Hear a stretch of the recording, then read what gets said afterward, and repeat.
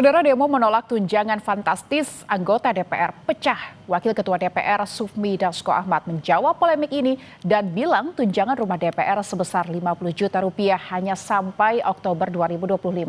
Sementara Ketua Perhimpunan Bantuan Hukum Indonesia PBHI Julius Ibrani mengatakan tetap saja tunjangan rumah DPR tidak masuk logika. Demo menolak tunjangan anggota DPR pecah di berbagai kota. Kemarin, di Medan, Sumatera Utara, mahasiswa dari berbagai aliansi menggelar aksi unjuk rasa di kantor DPRD Kota Medan. Massa menuntut anggaran tunjangan DPR dialihkan ke program yang lebih pro rakyat. Tuntutan rakyat yang pertama adalah menghapus tunjangan mewah dari DPR. Kedua, gaji DPR proporsional dengan UMK dan UMP. Itu sudah jelas, teman-teman. Yang ketiga adalah pengesahan RUU perampasan aset dan juga RUU anti korupsi yang sampai sekarang belum mereka sahkan, di mana mereka malah mengesahkan, teman-teman, undang-undang yang tidak ada hubungannya dengan masyarakat, teman-teman. Betul. Selanjutnya adalah transparansi hasil audit BPK dan KPK. Sebelumnya, di Jakarta, demo digelar di gedung DPR RI Senayan pada 25 Agustus. Demo merembet ke sejumlah kawasan di sekitar Senayan, bahkan sempat ricuh hingga polisi menembakkan gas air mata. Pecahnya demo di berbagai kota menjadi gambaran betapa kecewanya rakyat kepada negara. Di saat ekonomi tidak baik-baik saja, PHK di mana-mana, dan biaya hidup yang tinggi, wakil rakyat justru mendapat begitu banyak tunjangan. Mulai dari tunjangan listrik dan telepon hingga 7 juta, tunjangan beras hingga tunjangan perumahan yang tembus 50 juta per bulannya. Tapi soal ini DPR punya alasan. Mendapatkan tunjangan perumahan setiap bulannya 50 juta dari bulan Oktober 2024 sampai dengan bulan Oktober 2025, yang mana uang tersebut akan dipakai untuk kontrak rumah selama masa jabatan anggota DPR 5 tahun, yaitu selama 2024 dan sampai dengan 2029. Jadi setelah Oktober 2025, setelah bulan Oktober 2025, anggota DPR itu tidak akan mendapatkan tunjangan kontrak rumah lagi.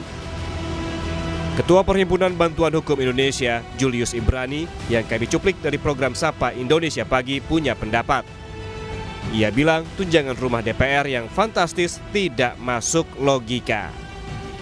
Persoalan angka itu menjadi sensitif karena dia sebetulnya dalam konteks Undang-Undang Keuangan Negara nomor 17 tahun 2003 pasal 3 ayat 1, dia menegaskan bahwa setiap proses dan hasilnya dia harus menciptakan rasa keadilan. Itu penting, ini tegas sekali jawabannya, dengan memperhatikan rasa keadilan dan kepatutan.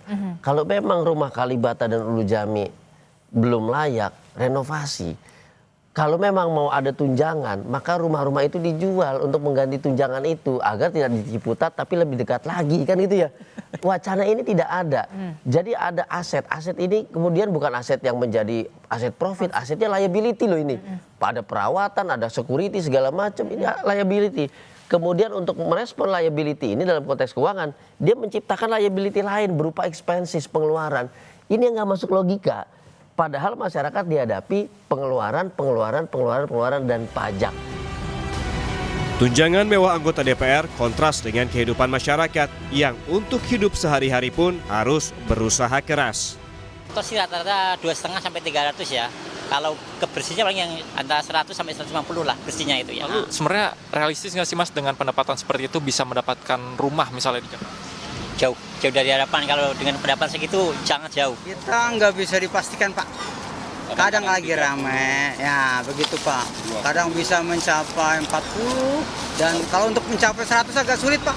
Sulit untuk per hari itu? Iya, ya kita ya terlalu miris ya kalau bagi kita ya.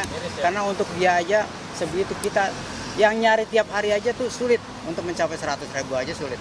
Sedangkan dia per bulan 50 juta. Nah, Lalu, apakah penolakan masyarakat atas gaji fantastis DPR bisa mengetuk nurani pemerintah dan wakil rakyat? Tim Liputan Kompas TV.